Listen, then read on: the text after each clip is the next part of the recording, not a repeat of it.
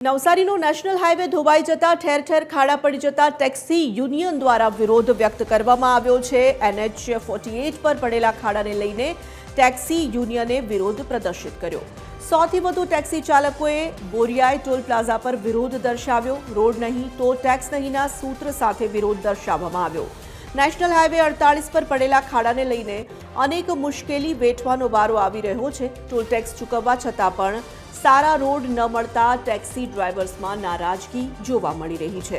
ખરાબ રોડને કારણે અનેક વખત ગાડીઓમાં નુકસાન થવાનો વારો પણ આવે છે।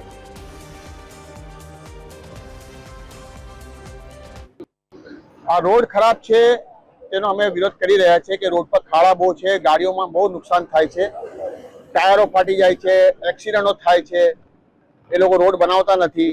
ટોલ વધી ગયા છે। છેલ્લા 4 વર્ષથી હર વરસાદમાં 4 મહિના અમે આ નુકસાન ભોગવીએ છીએ। અમારું બિઝનેસ ડાઉન થઈ ગયું છે। ટોલ ઉપર જે વર્કરો કામ કરે છે એ લોકોના વ્યવહાર અતિ ખરાબ છે।